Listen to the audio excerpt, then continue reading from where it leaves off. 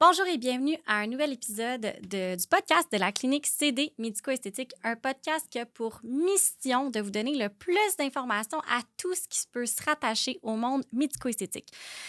Donc, que ce soit des produits, des traitements, des... name it, en fait, n'importe quoi qui peut s'y rattacher. Alors, aujourd'hui, dans l'épisode, qu'est-ce que je voulais vous parler, c'est quelque chose qui, je crois, est ultra important que vous compreniez si jamais vous désirez ou vous faites déjà des traitements injectables. Donc, quand que je parle de traitement injectable, c'est Botox, donc neuromodulateur, des agents de comblement, du Belkira, en fait, bref, n'importe quoi qui fait en sorte qu'on prend une aiguille, qu'on perce votre peau et qu'on injecte le produit. En fait, quand vous voulez venir faire un traitement de ce genre, il faut savoir premièrement qu'il va y avoir un consentement qui devra être signé. Il va aussi falloir que vous rencontriez un médecin, mais ça, je vous l'ai déjà raconté dans un autre podcast, alors je ne vais pas m'éterniser là-dessus. Une consultation médicale est obligatoire si vous voulez avoir un traitement injectable parce que c'est considéré comme un médicament. Donc, si vous ne voyez pas de médecin avant de vous faire injecter, posez-vous des questions sur la sécurité de l'endroit avec lequel vous faites affaire. Après ça, on va vous faire signer un consentement. Et dans le consentement, pour de vrai, lisez-le. Parce que je le vois, j'ai des clientes là, qui prennent même pas 5 minutes, puis le consentement est long, là, il est vraiment très long, puis ils prennent même pas le temps de le lire au complet. C'est parce que le consentement, là, on vous explique toutes les complications possibles. Parce que, ben oui, même si on le fait dans un environnement le plus stérile possible, le plus professionnel possible, avec les meilleurs injecteurs de la planète Terre, les complications sont toujours une chose qui peut arriver. Donc aujourd'hui, je voulais vous parler des complications majeures et mineures qui peuvent arriver quand vous faites des traitements injectables pour du moins que vous soyez en connaissance de cause avant d'aller vous faire injecter. Donc, j'ai parlé tout d'abord des neuromodulateurs parce qu'avec ceux-là, il y en a un petit peu moins qui sont fréquents qu'on voit que, par exemple, avec les agents de complément pour la simple et bonne raison que les neuromodulateurs, donc le Botox, quand on vient l'injecter, ça n'ajoute aucun volume à la région dans laquelle on le fait. Donc, il y a moins de danger à ce qu'on vienne comprimer des vaisseaux sanguins comme des artères à l'intérieur de votre visage. Et il faut savoir, là, je fais une parenthèse, il faut savoir qu'à l'intérieur de votre visage, vous avez des autoroutes pas possibles de vaisseaux sanguins qui passent partout, avec des artères aussi qui passent partout. Et comme dans n'importe quoi, c'est comme si vous fracturez le fémur puis que vous traversez l'artère de votre jambe, bien, vous pouvez perdre votre jambe parce que la jambe ne sera plus irriguée. Bien, c'est la même chose au niveau du visage si on vient comprimer une artère. Bref, je vais vous en parler un petit peu plus tard. Donc, les neuromodulateurs, eux, ils ont un peu moins de ce risque-là. Parce que, justement, l'injection qu'on vient faire, c'est des quantités qui sont minimes par point d'injection. Donc, on parle là, généralement de peut-être un maximum là, de 10 à peut-être 20, même 10 unités, c'est pas mal le max là, qu'on va faire par site d'injection. Donc, c'est vraiment des petites quantités. Donc, ce qui peut arriver avec ce type d'injection-là, ben, c'est possible qu'on vous injecte et qu'on accroche un petit vaisseau puis ça fasse un bleu. Tu sais, un bleu là, comme une échymose quand vous cognez le bras. Ça, c'est possible qu'on en voit un peu partout au site d'injection de votre visage. Est-ce que c'est fréquent? Non. Mais sachez que ça peut arriver. Et aussi, avec les neuromodulateurs, comme c'est une toxine, ça vient dans le fond d'une bactérie, là, il y a certaines personnes qui vont pouvoir réagir à cette toxine-là et la réaction, ce qui va arriver, c'est un maux de tête. Alors, bien évidemment, on conseille généralement aux clientes qui veulent se faire injecter des neuromodulateurs et qui ont déjà une sensibilité avec les maux de tête, bien, c'est de prendre des Tylenol avant. Donc, 2 Tylenol avant votre rendez-vous, vous allez être vraiment bien correct. Donc, là-dessus, il n'y aura pas de danger. Les autres complications possibles avec les neuromodulateurs, il faut comprendre un peu plus comment le produit fonctionne pour comprendre en fait les complications qui sont possibles. Donc, le neuromodulateur, je vais le faire ultra rapide parce que je pense que j'en ai parlé plusieurs fois dans les autres podcasts précédents, mais pour ceux qui tombent juste sur cet épisode-là, je vais vous en parler rapidement. Le neuromodulateur, c'est un produit qui va venir, dans le fond, inhiber le muscle, donc la contraction musculaire, donc dans l'endroit qu'on va aller injecter. Comme par exemple, le front, c'est le seul muscle élévateur de votre visage, donc qui tire par en haut. Donc, bien évidemment, si on vient l'endormir, il ne fera plus sa job de tirer par en haut comme il faut. Donc, si on ne vient pas inhiber les muscles, par exemple, sur le contour des yeux qui viennent tirer par en bas, alors c'est possible que, vu que le muscle du front ne tire pas assez fort par en haut, qu'on voit une ptose. Une ptose, c'est quoi? C'est par exemple un sourcil qui va tomber. Pour ceux qui me regardent sur YouTube, ben, ils vont voir moi qui me tire par en bas sur mon sourcil. Mais c'est quelque chose qui peut arriver. Donc, est-ce que c'est une complication majeure? Non, c'est possible de le corriger. La même chose peut arriver, par exemple, avec un sourcil qui monte beaucoup trop haut. Fait que ça, c'est, dans le fond, encore une fois, il y a eu trop de produits dans la région du muscle qui tire par en bas et pas assez dans le muscle qui tire par en haut. Donc, le muscle qui tire par en haut tire juste plus fort que le muscle qui tire par en bas. Donc, le sourcil fait une petite pointe. Tu sais, les fameux sourcils de sorcière, là. Bien, ça, techniquement, c'est pas censé arriver. Donc, si vous voyez que vos sourcils sont en cône, retournez voir votre injectrice pour juste qu'elle puisse corriger la situation parce que c'est pas censé arriver. Donc, ça, c'est un peu les complications les plus fréquentes qu'on voit. Puis quand je dis complications, on s'entend, là, c'est pas nécessairement dangereux pour vous. C'est juste que c'est pas quelque chose qu'on veut avoir comme résultat. Donc, les bleus, des maux de tête, on peut avoir, bien évidemment, là, soit une partie qui tombe ou une partie qui est trop élevée. Puis ça, c'est un peu partout là, à injecter. Tu sais, des fois, si on injecte du Botox dans le menton, par exemple, on peut voir un côté de la lèvre qui peut descendre un peu aussi. Donc ça, c'est toutes des choses qu'il faut que vous soyez consciente qui peut arriver. C'est les choses, dans la majorité des cas, qui peuvent se corriger. Comme par exemple, les sourcils, c'est vraiment facile à corriger lors de votre rendez-vous de suivi 2 semaines après votre traitement.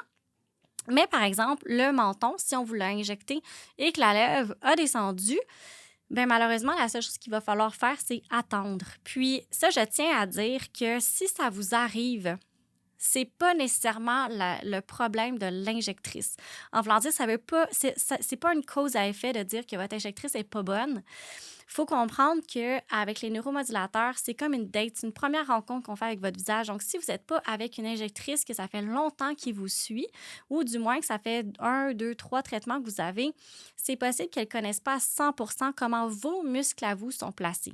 Et chaque personne, même si on a tout un visage avec des muscles qui s'appellent tous de la même manière, ben, nos muscles ne sont pas 100% placés exactement de la même manière d'une personne à l'autre.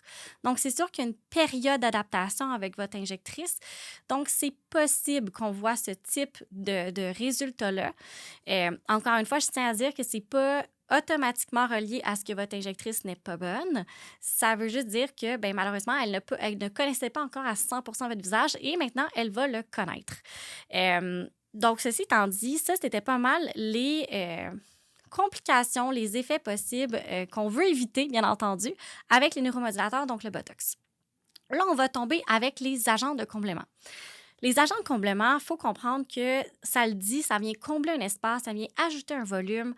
C'est un produit qui va être de liquide à quand même solide à l'intérieur de votre visage. Donc, comme on vient injecter un produit qui prend de l'espace, il y a toujours un risque un risque de compression.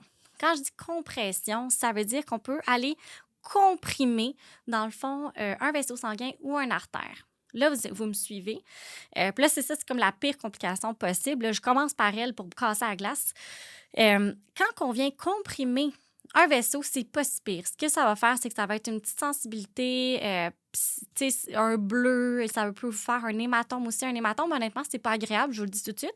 Un hématome, c'est quand on vient accrocher un vaisseau, ce qui est possible encore une fois, puis qu'on a une accumulation de sang dans une région, là, je pointe la joue, mais ça peut être un peu n'importe où, qu'on a une accumulation dans le fond, de sang, fait que ça devient très sensible. Ça peut prendre quelques semaines à se dissiper, tout dépendamment du temps, dans le fond, à laquelle que vous régénérez un petit peu votre corps. Donc ça va vraiment dépendre d'une personne à l'autre. Mais quand on vient comprimer un artère ou qu'on vient l'accrocher ou qu'on vient la comprimer partiellement, ce qu'on peut voir, c'est une nécrose. Dans le fond, une nécrose, c'est quoi? C'est qu'il n'y a plus de sang qui se ramasse dans la partie, je sais pas, là, moi, j'ai encore pointé la joue pour les gens qui me regardent sur YouTube. Si on vient comprimer l'artère au niveau de votre joue, là, mais dans le fond, il y a toute une partie au niveau de votre visage qui ne sera plus irriguée par cette artère-là. Et quand elle n'est plus irriguée, c'est quoi qui arrive? Bien, elle manque d'oxygène. Puis si elle manque d'oxygène, c'est quoi qui arrive? Bien, elle va finalement peut-être finir par mourir, cette partie-là. Et là, ben, vous allez vous ramasser avec une nécrose. Bien entendu, c'est rare que c'est vraiment très rare que que ça se ramasse là, mais il faut que vous soyez quand même alerte aux signes qui peuvent vous dire que peut-être que c'est ce qui se passe. Donc, voici les signes qu'il va falloir que vous fassiez attention. Si vous vous faites injecter, là, je vais prendre les lèvres, par exemple, parce que c'est la région qu'on injecte le plus souvent, qui est le plus souvent injectée également. Les lèvres, là, c'est une région qui est vraiment très dangereuse. Je vous le dis, on ne pense pas ça comme ça parce que tout le monde voit les injections des lèvres, mais c'est super dangereux parce qu'il y a quand même une artère qui est vraiment pas profonde. Donc, c'est très facile à aller l'accrocher. Donc, vous voulez absolument que votre professionnel qui vous injecte soit professionnel et expert dans son domaine. Et après ça, dans le fond, ce qu'il vient faire, c'est que si, par exemple, on vient accrocher l'artère puis qu'on vient vraiment injecter, dans le fond, du produit à l'intérieur puis qu'on fait une compression, bien, ce qui va arriver, c'est que vous allez avoir une douleur énorme. Mais comme dès l'injection, vous allez avoir une douleur énorme. Puis, si vous êtes injectrice, puis vous êtes une personne qui m'écoute en ce moment, faites votre vide d'air pour voir si vous n'êtes pas dans une artère. Parce que si vous voyez du sang qui revient, honnêtement, s'il vous plaît, n'injectez pas là. Faites juste vous replacer et recommencer à un autre endroit. Mais comme cliente, malheureusement, vous ne voyez pas ça puis vous ne savez pas, mais en tant que cliente, vous allez sentir une douleur vraiment plus vive que tous les autres points d'injection que vous allez avoir eu auparavant. Donc ça, c'est un premier indice. Un deuxième indice, ça va être que la douleur ne part pas. Ça ne va pas diminuer avec le temps, ça va vous empêcher de dormir, ça va être vraiment sensible, puis ça va juste que faire enfler. Je fais une autre parenthèse. Après les agents de comblement, c'est normal de voir un processus inflammatoire, c'est normal d'avoir une sensibilité, mais cette sensibilité-là ne devrait jamais vous empêcher de dormir. Parce que si ça vous empêche de dormir, il y a quelque chose, il y a anguille sous roche. Faites juste explorer, rappelez la clinique avec qui vous avez fait affaire. Il faut juste que vous soyez vu pour vous assurer qu'on n'est pas dans un contexte dans le fond, de blocage au niveau de votre artère. Donc, un autre signe, ça va être que la région que vous avez fait injecter, si vous appuyez dessus, devient blanche et ne se... Dans le fond, tu sais, quand vous appuyez sur votre ongle, là, c'est blanc, puis après, ça revient rouge. Donc, il y a un retour capillaire. Donc, le retour capillaire dans la région, là, ça va commencer à être juste blanc. Il n'y aura plus vraiment de retour. Vous allez voir peut-être même des plaques blanches par endroit. Donc, ça aussi, c'est des signes qu'il faut absolument que vous rappeliez l'endroit je vais le dire en urgence, mais comme tardez pas, s'il vous plaît, à appeler la clinique avec laquelle vous avez fait affaire pour faire voir par le médecin le plus rapidement possible. Parce que c'est un signe de potentielle nécrose, potentiel blocage au niveau de l'endroit que vous êtes fait injecter. Donc, ça, c'est pas mal les choses que vous allez pouvoir vous apercevoir. Bien entendu, une enflure comme vraiment inégale. Par exemple, que vous avez fait injecter les lèvres, vous allez être vraiment plus enflé d'un côté que de l'autre. L'enflure, honnêtement, c'est pas quelque chose qu'on peut vraiment se fier à 100% parce qu'il y a des personnes qui enflent plus que d'autres. Il y a des produits qui font enfler plus que d'autres. Mais si vous avez tous les autres éléments, bien, posez-vous des questions et s'il vous plaît, en cas de doute, faites juste appeler. Moi, c'est la chose que je vais vous dire. En cas de doute, faites juste appeler pour avoir le cœur net parce qu'il ne faudrait surtout pas qu'il soit trop tard parce que là, bien, vous allez juste vous causer plus de problématiques. Donc, ça, c'était pour les nécroses au niveau du visage. Puis là, je veux pousser ça à une coche plus loin. C'est pour ça qu'il y a des régions qui sont ultra à risque, à haut risque. Dans le fond, comme par exemple le nez, les cernes, les tempes. C'est parce que si on vient vous bloquer un artère dans ces endroits-là, bien, croyez-le ou non, mais on peut vous rendre aveugle, littéralement, parce qu'on veut aller bloquer l'irrigation qui se rend à votre œil. Et si votre œil manque d'irrigation de sang, bien, qu'est-ce qui va arriver? Bien, il n'y en aura plus assez, fait qu'il va juste mourir, lui aussi. Et dans le fond, encore une fois, vous rendre aveugle. Donc, c'est vraiment être consciente de tout ça avant d'aller vous faire injecter. Puis là, je dis pas ça pour vous faire peur, parce qu'on s'entend, c'est vraiment un faible pourcentage que ça arrive, mais sachez que ça peut arriver. Puis c'est à ça qui sert le fameux consentement au départ. Et il faut aussi que vous soyez consciente de tous les risques qui peuvent engendrer. Une autre chose qui peut arriver autant dans les neuromodulateurs que dans les agents de comblement, donc par n'importe quoi qu'on vous fait injecter, ben c'est les infections. Parce que dans le fond, une infection, c'est quoi? Ben c'est simplement que, dans le fond, il y a une petite bactérie qui rentre à l'intérieur de la peau pour une raison X. et ça vous a causé une infection. Ça, c'est possible, c'est des choses qui peuvent arriver.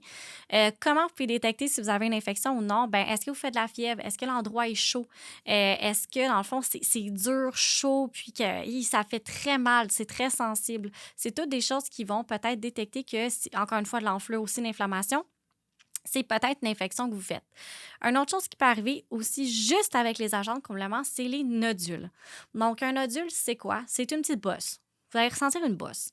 Puis la bosse, ben, c'est juste une agglomération de produits. Et généralement, quand c'est un nodule, c'est bénin. C'est pas une complication qui est grave. C'est juste moins esthétique parce que tout dépendamment d'où est-ce qu'il est le nodule, c'est qu'on le voit. Le nodule, c'est normal qu'on en voit fraîchement après votre injection. Donc, dans les 4 premières semaines d'injection, c'est vraiment normal qu'on en voit parce que le produit n'est pas placé à 100 %. Encore une fois, si votre infirmière vous a montré comment masser votre région, faites ce que votre infirmière vous a dit. Faites juste masser votre nodule tout doucement pour aller l'aider à bien dans le fond, se répandre dans la région qui a été injectée. Si votre infirmière ne vous a pas montré, faites juste prendre un rendez-vous de suivi avec elle pour qu'elle valide en fait si le nodule est normal ou pas. Il y a aussi des cas que le nodule, dans le fond, peut se transformer dans un granulome. Donc, un granulome, c'est un peu avec une infection à l'intérieur. Donc, c'est vraiment un nodule qui s'est infecté. Dans le fond, le corps fait juste réagir à l'agent qui a été injecté. Donc, ce qu'il faut faire, bien, dans ces cas-là, il faut vraiment aller dissoudre. Donc, même dans la nécrose, il faut aller dissoudre la région, donc le granulome, le nodule, peu importe. Il faut aller le dissoudre. Puis, en plus de ça, il va falloir avoir des traitements antibiotiques pendant un certain nombre de temps.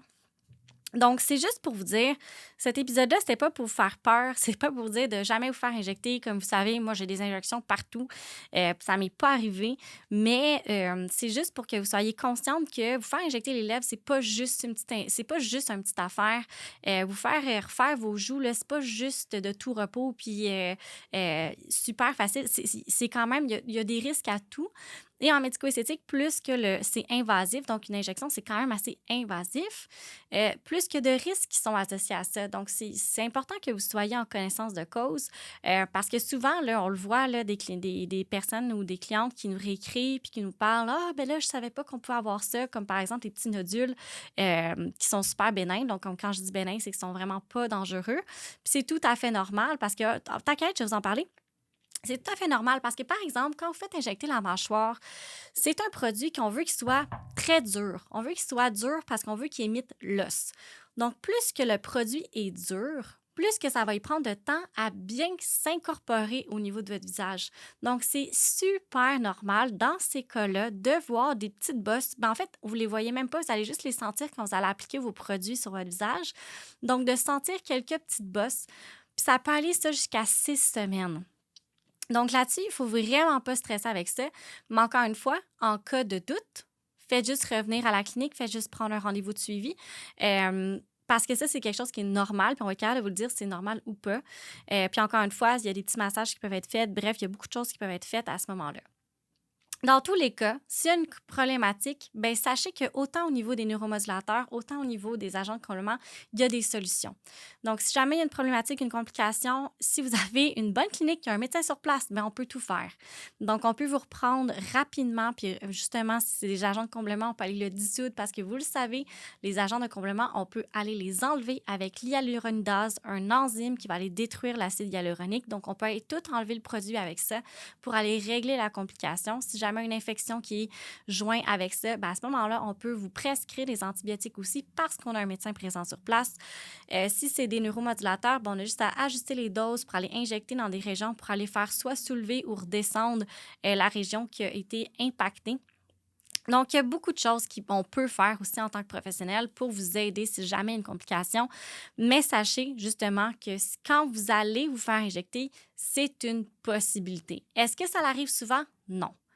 Mais c'est quand même une possibilité et c'est pas à cause que votre injectrice ou votre injecteur n'est pas bon, nécessairement. C'est sûr que ça charcute tout le monde, là, c'est une autre histoire, mais je pense pas que les gens font des injections pour charcuter les gens. En tout cas, j'ose espérer, j'ose me dire que les injecteurs et les injectrices de ce monde sont professionnels. Donc, quand on est dans un monde qu'on pense que tout le monde est professionnel puis le fait de manière optimale, Ça reste que même la meilleure injectrice ou le meilleur injecteur en font des complications. C'est normal. Comme je vous ai dit au tout début du podcast, vos muscles, vos vaisseaux sanguins sont tous placés de manière un petit peu différente. Alors, nous, en tant qu'injecteurs, il faut s'adapter en fonction de votre roadmap au niveau du visage. Et malheureusement, votre peau n'est pas transparente. Alors, par moment, c'est possible qu'on accroche un vaisseau, qu'on accroche quelque chose, ça fasse un bleu, qu'on fasse un hématome. C'est possible que cette journée-là, vous ayez 45 couches de maquillage, qu'on a eu beau vous désinfecter, essayer de vous nettoyer le plus possible. Ben, il y a une petite bactérie qui rentre en même temps. C'est toutes des choses qui sont possibles.